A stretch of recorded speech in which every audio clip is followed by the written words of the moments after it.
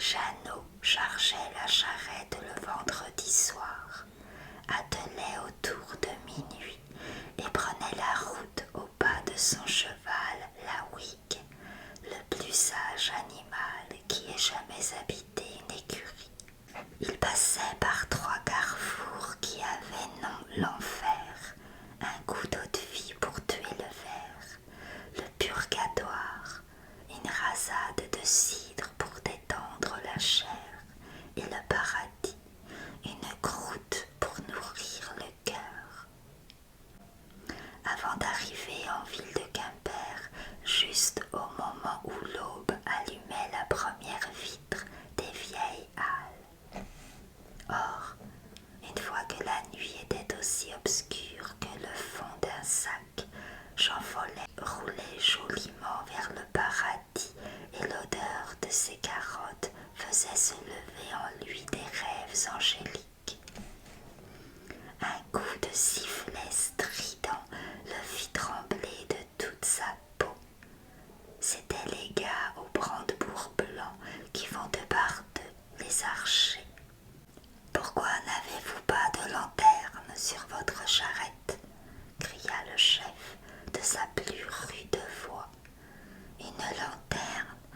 Est-ce qu'une mauvaise charrette comme la mienne mérite une lanterne? Il n'y a que la calèche du sénateur qui en porte une. Et moi, hélas, je ne suis même pas conseiller municipal.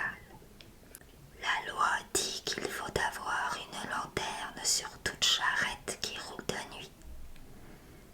Bien, saluez respectueusement la loi de ma part et jurez-lui que je lui obéirai comme son fils.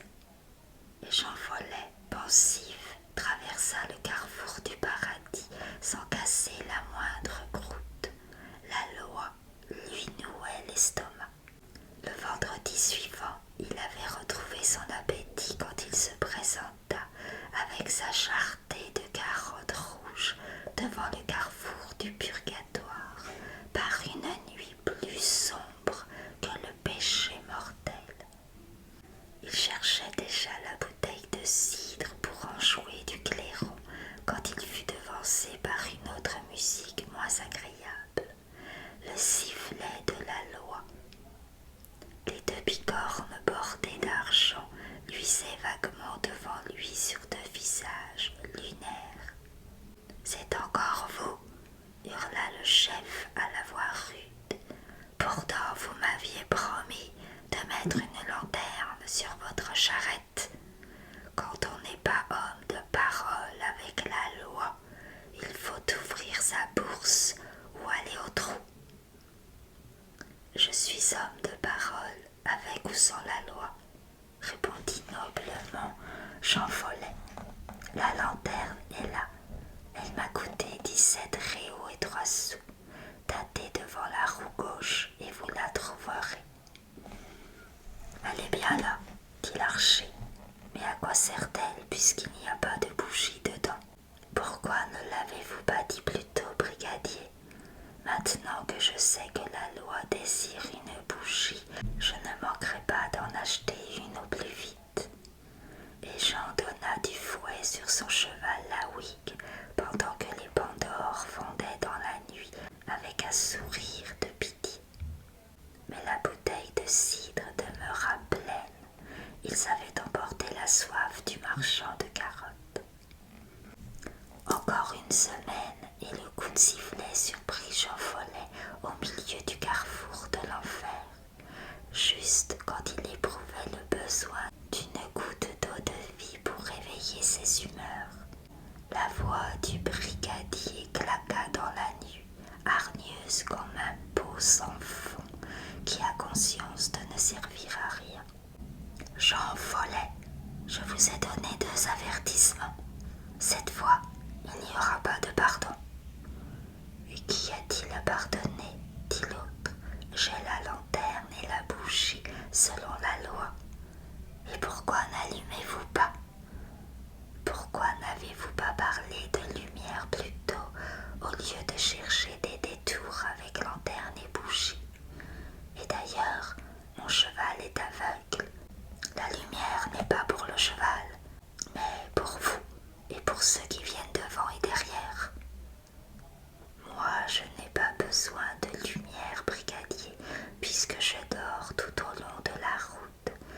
me réveiller autrement que pour honorer l'enfer, le purgatoire et le paradis. Pour ceux qui viennent devant ou derrière, j'ai attaché sous ma charrette un grand seau de confiture vide qui fait plus de bruit que toutes les cloches de Quimper. Mais la loi dit qu'il faut éclairer les charrettes.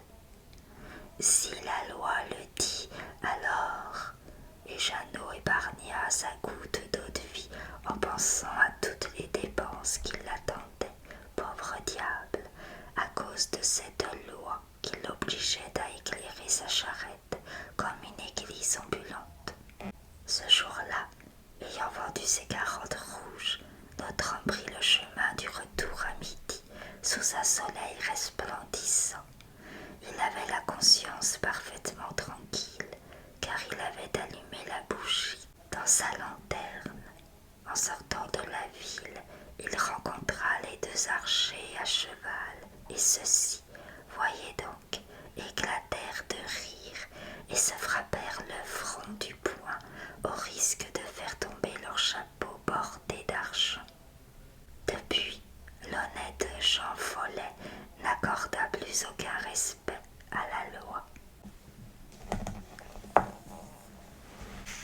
Le petit tailleur de la Trinité. Le hameau de la Trinité était le quartier réservé des tailleurs et brodeurs de la paroisse. Ils avaient bâti leur maison autour de la chapelle dédiée au Père, au Fils et au Saint-Esprit, parce qu'ils avaient trop de mal à faire leur salut pour se contenter du saint protecteur de la paroisse. Avaient-ils donc tant de péchés sur leur maigre échine? Eux-mêmes avaient beau chercher, ils n'arrivaient pas à s'en trouver un seul, parole de suceur de fil. Mais les autres têtes baptisées du canton les chargeaient de tous les défauts mitonnés dans les chaudrons du diable. On les accusait même de bourrer les poches de leurs prêts avec 3 douzaines de mouchoirs pour faire croire qu'ils avaient les reins forts et la fesse abondante, alors qu'ils étaient plats de partout. La Trinité saura bien séparer le vrai du faux, ainsi soit-il. Ils étaient au nombre de 6 fois 20, dit-on, et ils formaient des équipes sous la direction des maîtres qui divisaient le travail entre eux. En ce temps-là, les tailleurs allaient besogner chez leurs clients de campagne, où ils étaient logés et nourris pendant la durée de la tâche. Selon la saison et le temps qu'il faisait, on les installait sur l'herbe, à l'ombre d'un arbre généreux, sur la paille d'une grange ou sur la grande table de la salle. Et ils jouaient de l'aiguille, les jambes sous eux, en débitant les nouvelles du pays pour le plus grand plaisir des femmes. Ne vous étonnez donc pas s'ils attrapaient les meilleurs morceaux de la cuisine. Il fallait bien les traiter du mieux possible, si l'on voulait que l'habit fût sans défaut. Les maîtres de ménage se vengeaient en insinuant à mi-voix qu'il fallait 7 ou 9 tailleurs pour faire un homme complet. Quelle mauvaise langue, saint de maître béni. Donc, un tailleur de la Trinité s'en fut un jour dans une ferme assez riche pour dresser un habit de noces. Il avait avec lui son apprenti, un jeune garçon efflanqué qui avait choisi ce métier, apparemment pour se remplir la panse plus d'une fois par semaine, comme il le faisait chez son pauvre homme de père. En effet, il se jetait sur la nourriture avec tant de fureur qu'il étonnait le tailleur lui-même. Et pourtant, croyez-moi, celui-ci savait travailler des mâchoires encore mieux que des ciseaux et de l'aiguille. Ce garçon ne me fait pas honneur, se dit-il. D'abord, il ne sait pas rester à son rang. Quand on est apprenti, on ne se permet pas de manger plus, ni même autant que le maître. Si je lui laisse la bride sur le cou, il finira par dévorer ma part. Ensuite, en l'absence de son père, je suis chargée de son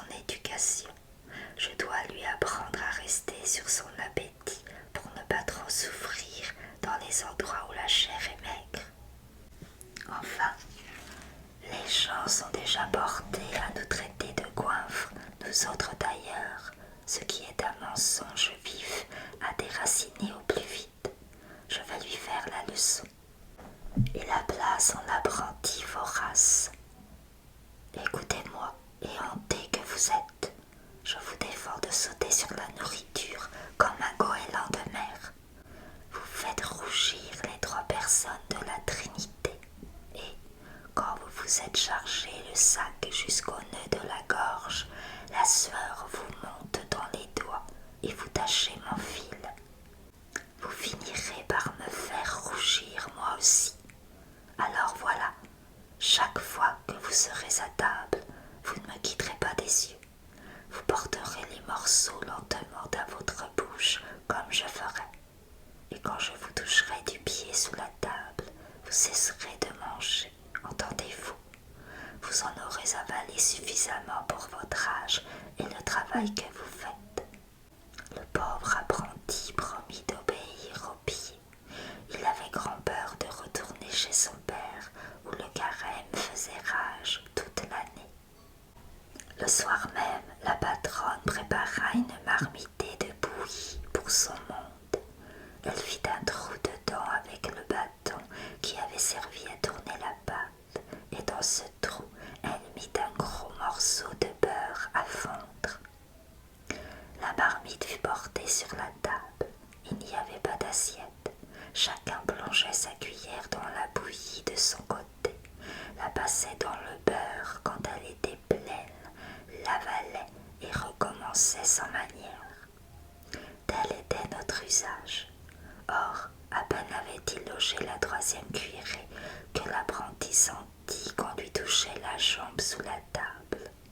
Aussitôt il s'arrêta, la mort dans l'âme, malgré les instances de la patronne qui lui disait « Mangez hardiment, vous avez besoin de grandir, et mangez même ma part de bon cœur. Je ne sais pas ce que j'ai ce soir, je ne peux pas faire descendre à morceaux. » Rien n'y fit.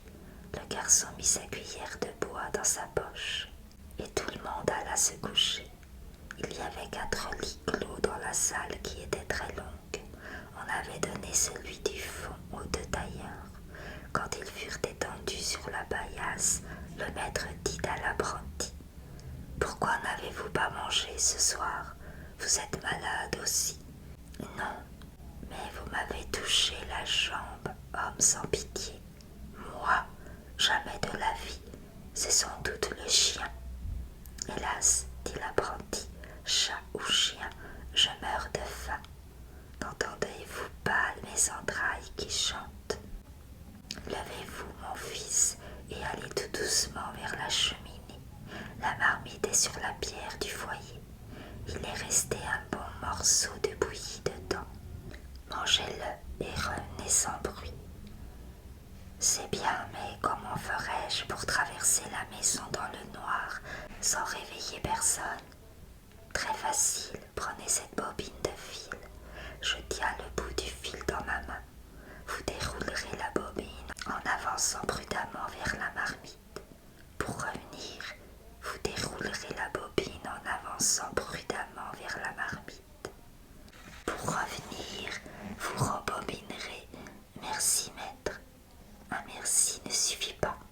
Quand vous aurez mangé tout votre soule, vous me rapporterez un morceau de bouillie. J'ai encore un petit creux à l'intérieur.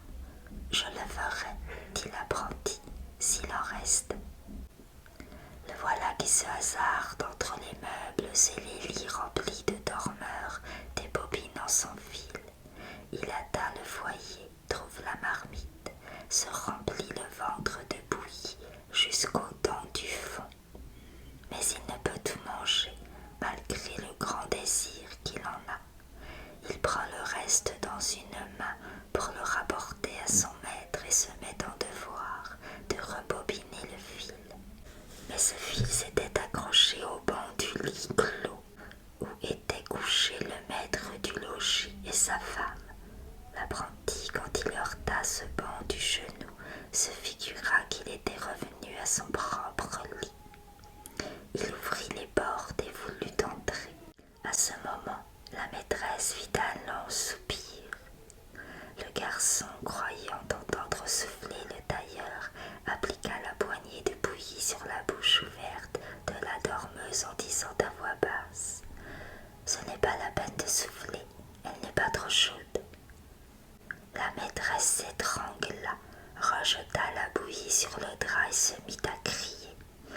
Alors l'apprenti connut sa méprise et s'enfuit à tâtons. On se réveille en tumulte, on allume un lumignon. Tout le monde fut bien étonné de voir que la maîtresse avait vomi de la bouillie sans en avoir mangé. Mais quand on s'aperçut que la